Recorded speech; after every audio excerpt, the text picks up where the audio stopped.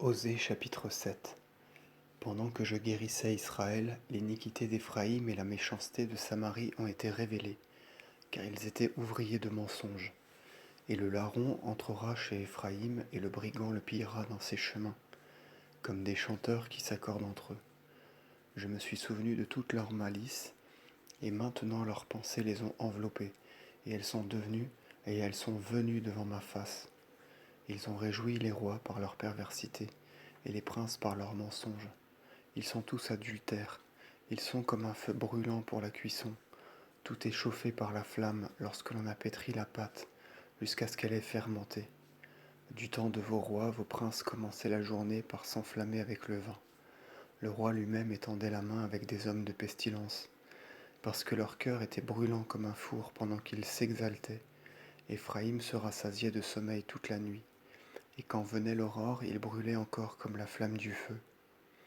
Ils étaient tous échauffés comme un four, et ils dévorèrent leurs juges. Tous leurs rois tombèrent, et nul ne fut parmi eux pour m'invoquer. Éphraïm se mêla à leur peuple. Éphraïm devint comme un gâteau cuit sous la cendre et qu'on n'a pas retourné. Les étrangers dévorèrent sa force, et il n'en sut rien. Ses cheveux blanchirent, et il ne le sut pas. Et l'orgueil d'Israël sera humilié en sa face, et ils ne sont point revenus au Seigneur leur Dieu, et ils ne l'ont point cherché dans tout leur malheur. Et Éphraïm demeura comme une colombe insensée et sans cœur. Il invoqua l'Égypte et alla aux Assyriens.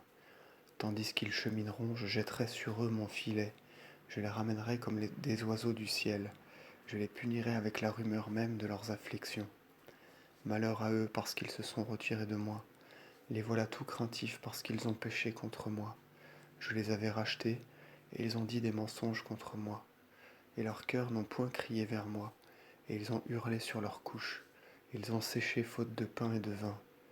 Et ils ont été instruits par moi, et j'ai fortifié leurs mains, et ils ont eu contre moi des pensées de malice.